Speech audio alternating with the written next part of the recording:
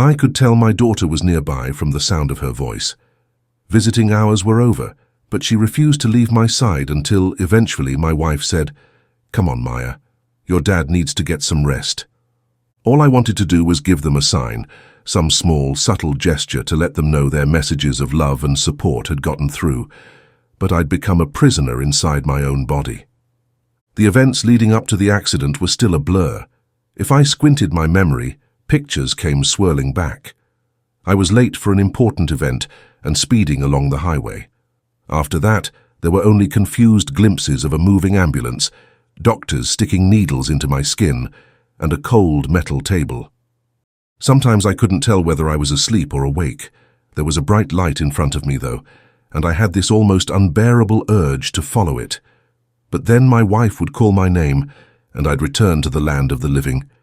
For the longest time, the only sounds were the rhythmic beeps of a heart monitor and oxygen hissing through my respirator. Then, after the whole ward quietened, there was something else. Footsteps. Unsteady, awkward footsteps, slowly drawing closer. Before I knew it, moist fingers, so cold they felt as though they'd been submerged in snow, began to probe my forehead. There was this repulsive, slimy sensation, like slugs slithering across my face. Then I found myself floating in a deep, dark ocean, surrounded by floating humanoids paler than marble statues. I'd never been so scared, not even when Maya was 3, and somehow got out onto the window ledge. Bitter brine forced its way down my throat, invading my lungs. I thrashed around, desperately searching for the surface, already hungry for air. And then, nothing. Just that rhythmic beep, beep, beep of the heart monitor.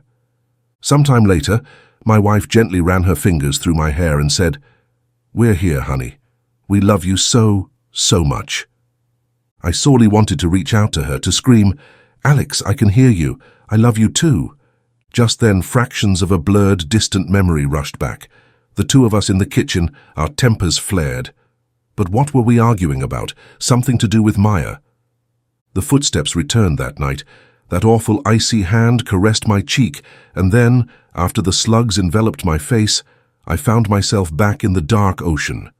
As those pale humanoids drew closer, it became clear they were decomposed figures, grotesquely pale except for where their flesh had peeled away like brittle parchment. There were hundreds, possibly even thousands. Unable to tell which direction was up, I picked a direction at random and started kicking, bubbles spewing from my mouth. When it became impossible to hold my breath any longer, I squeezed my eyelids together, sucked water deep into my lungs, and discovered I could breathe. I slowly opened my eyes. Around me, the rotted figures floated peacefully.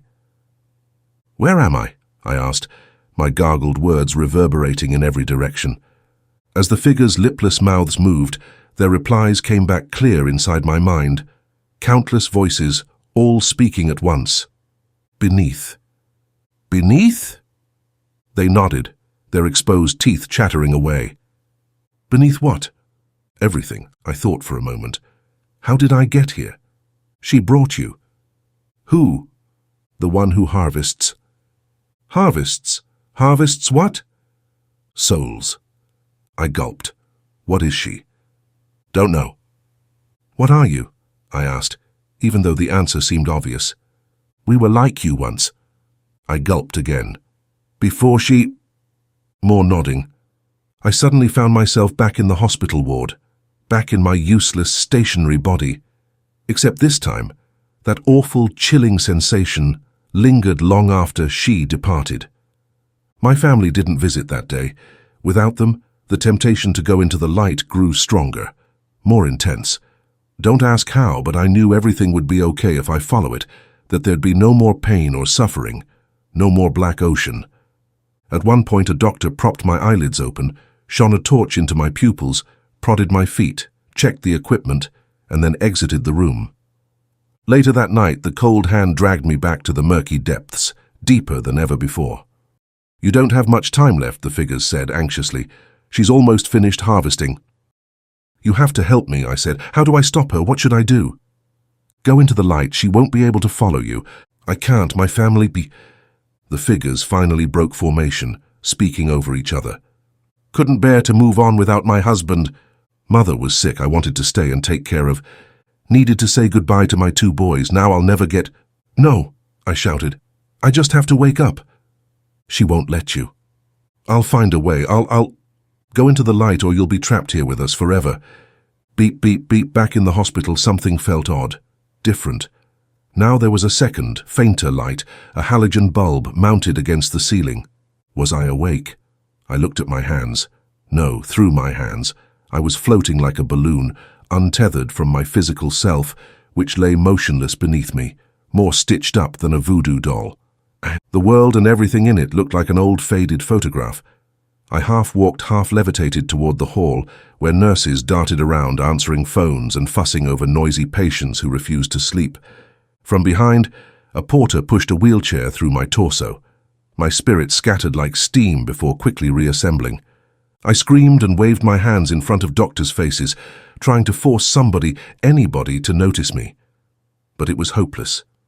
An invisible barrier separated me from the world. I'd become a phantom, a shade. That temptation to leave this world behind grew stronger than ever. However, even though others couldn't, I firmly believed my family would be able to see me, or at least sense my presence. Beyond the window at the far side of my room, the sun slowly rose above an empty parking lot. Nurses rotated shifts and patients got discharged after teary reunions with loved ones, which made me feel a slight pang of jealousy. I rushed to embrace my family the second they appeared. "I'm here!" I shouted. As they approached the bed, oblivious to my yells, the temperature seemed to plummet. Soon the doctor from before stepped into the room and asked to speak with Alex privately. Kitted out in her baseball uniform, Maya took a seat by the bed and gave me the play-by-play of her latest game, in which she'd hit another home run with her lucky bat. Baseball, of course. A clear memory came rushing back. Before the accident, my better half and I got into a giant row about me missing things that were important to Maya, things like baseball games.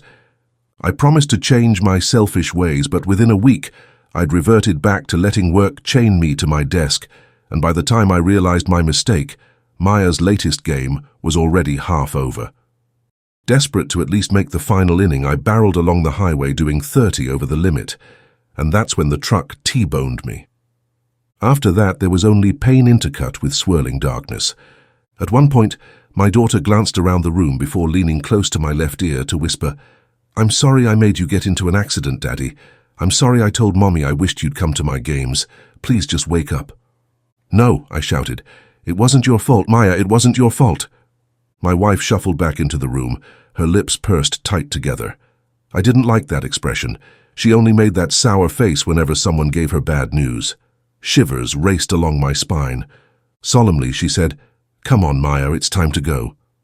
Maya set her lucky bat on the chair next to the bed. "You need this more than me, Daddy." Overwhelmed by the gesture of love, I reached out to brush her hair, and as my fingertips passed over her forehead, she shivered. Was there a connection? Quickly, I cupped her cheeks with both hands and pressed my forehead into hers. "Maya, I'm here. I love you so, so much." A comforting warmth emanated from within her. Maya shuddered, her beautiful brown eyes welling up. We were connected. Before I could work out what to do with this information, Alex put a hand on Maya's shoulder and ushered her out into the hall. "No, wait!" I screamed, my feeble voice echoing on endlessly. "Come back!" At the doorway, Maya whipped her head around, as if in response to a sudden noisy. Her mother smiled thinly. "Come on, let Dad get some rest." "Wait!" I screamed, quickly floating after them. As I drifted further and further from my body, a thick mist enveloped the ward. The gloom swallowed my family and everyone else. Now there was nothing now except for my physical body, the bed, part of the room, and that terrible bright light still beckoning me to leave this world behind, to move on to the next. "Okay, buddy, you've said your goodbyes. Now it's time to go. You really don't want to go back to the ocean. Trust me." Wait, had the light actually spoken, or was it my imagination? It didn't matter either way, because the thought of abandoning Maya made me sick. If I moved on, She'd spend the rest of her life racked with guilt. I had to confront this strange entity and put a stop to its harvest. Long after sunset, the footsteps returned. A sour odor wafted throughout the room, stinging my nostrils, and then it appeared from nowhere, some kind of twisted lady. Her long hair floated above a shrunken, mummified skull. Rotted cloth hung from her shoulders like a coat hanger, and her top half bent at an extreme angle against her legs. She made her way towards my body, leaving behind wet footprints with every step. But halfway there, the withered figure stopped to look from me to my body, back and forth. In the corner, the heart monitor accelerated. I gulped. Whatever you've been doing, this harvest, it ends now. My thin voice echoed on and on. She threw her head back and let out a series of phlegmy coughs and grunts, a horrible sound masquerading as laughter. I moved to prevent her from stepping closer to the bed, but she leaned straight through Ghost Me and clutched my physical face, dragging me into the deep, dark depths once again, likely for the final time. Surf from a wave boomed against the bed and sprayed foam everywhere. Now, I could see both the ocean and the hospital room. With a gnarled finger, the entity reached into her own throat and pulled out blackened strips of flesh, each capped by a bulbous eyeball. The slimy creatures looked vaguely like leeches. One by one, she carefully laid them across my forehead, cheeks, and throat. Then they attached themselves to my flesh. As the leeches began swelling up, becoming fatter and even more grotesque, the bright light flickered and dimmed before disappearing entirely. "You should have listened," the pale figures said. "Now it's too late." From the feet up, my body broke down and dissolved like dust in the wind.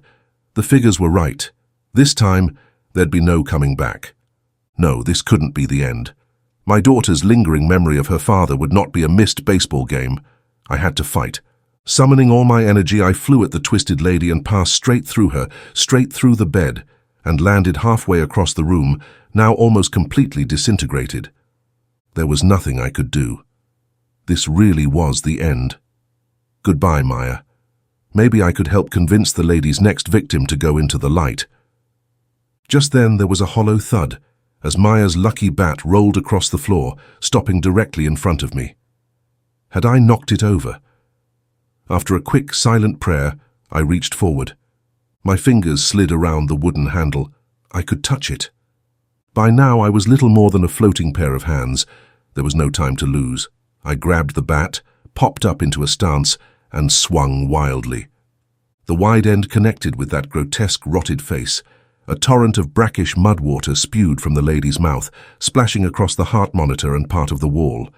In the ocean, the figures looked on, amazed. My tormentor snarled and shrieked as I swung again, connecting once, twice. She contorted her neck, the skin around her mouth now dangling loose beneath her chin, only narrowly attached by a thin strip of flesh. The inside of her jaw was crammed with wriggling eyeballs, countless leeches packed tight together. I let one hand slide halfway down the bat and stabbed it forward like a pool cue. It exploded out the back of the twisted lady's neck, sending leeches sailing through the air. Falling backward, my attacker disappeared behind the bed. And then, as the horrible draining sensation eased off, my spirit began to rematerialize. That's when I woke up. My eyelids felt like they'd been tied together, but I forced them apart and took a deep, desperate inhale, still somehow connected with the ocean. Every breath felt like a desperate struggle for survival. My body refused to budge a single inch. I just hoped I'd be able to get enough blood pumping to command movement again. The twisted lady sprung back up, her withered fingers clasping around my throat. Beside us, the heart monitor began to race. Grief, shock, and terror hit me like a series of ice baths. My aching muscles felt like rusted machine parts grinding back to life, little by little. I flexed my fingers several times and then awkwardly plunged both hands inside the lady's skull. Before the slimy leeches could crawl along my forearms, I made a tight ball with my hands, drawing a symphony of little squeals. As more water fountained from the lady's skull, the intense pressure around my neck eased. Her chest heaved, and then a torrent of brown mud spouted from the hole in her face. For every leech I killed, a figure floated to the top of the ocean and vanished. Those remaining took up a chorus of cheers. You're hurting her. Keep going. Now regaining my dexterity, I grabbed the twisted lady's skull and pulled, squeezed, and twisted. With very little pressure, her skull snapped in two. An avalanche of leeches spilled on my face, momentarily blinding me. I furiously plucked them off my eyes and lips, squashing 2 or 3 or 4 at a time. My attacker collapsed backward and dragged me out of bed onto the tiled floor, still attached to the medical equipment by clips and wires. Around us, leeches flopped around. I spun onto my chest and hammer-fisted them into a lumpy, foul-smelling paste. Don't stop. She's almost dead. Desperate to survive, the creatures tried to squirm away, but I didn't let up. Squish, squish, squish. They hid underneath the bed and in my hair. One especially sneaky bastard even sought refuge inside my right nostril. I had to rip it out like a long, stretchy booger. Before long, there was only one figure in the ocean. The lady had become little more than a filthy skeleton, oozing brackish liquid from every orifice. My eyes whipped about frantically. There was one final leech, halfway toward the door. As I crawled after it on my elbows, the twisted lady gave a feeble, defeated rasp. I pinched the creature between my thumb and forefinger. In the ocean, the sole remaining figure gave a salute and said, "Thank you." Squish. The black ocean vanished as the lady erupted into a torrent of brackish water, which quickly evaporated into clouds of putrid mist. Exhausted and groggy, I collapsed flat against the floor, darkness already seeping into the corners of my vision. The last thing I remember is a nurse sprinting into the room. When I woke up, Maya was nearby, her brown eyes all red and puffy. "Daddy?" A feeble "Mira" was the best I could manage. Immediately she threw her arms around me. On the other side of the bed, my wife threw a hand against her mouth, covering that unforgettable smile, before finally joining the hug. All three of us cried hysterically, and when a nurse came to check what all the commotion was about, she cried harder than anyone. The doctor called my recovery a miracle. My vital signs looked worse every day. They even had the pull-the-plug conversation. Fortunately, Alex found herself agonizing over the decision. After my confrontation with the leech mother, a nurse heard the heart monitor go crazy and rushed in to find me unconscious along the floor, close to Maya's lucky bat. So far as I could tell, there was no trace of the entity that came to harvest my soul. A few weeks later, the doctors discharged me, heavily bandaged and still sore. Alex said she wouldn't blame me for skipping Maya's next game, but I insisted we go. When the kid absolutely blasted that ball over the fence, I jumped up and instantly regretted the action. It felt like somebody jabbed a red-hot poker between my ribs. For the remainder of the game, I stayed glued to my seat, quietly chanting, "Woo! Go Maya!" Afterward, on our way back to the car, my daughter looked at her bat with a sense of awe, of sheer wonder. 3 home runs in 3 games. This really is my lucky bat. I smiled and tousled her hair. She didn't know how right she was. If you have a story you'd like to share, please leave a comment below and I'll reach out to you. Don't forget to subscribe, comment, and share this video with your friends and family. Your support means the world to me.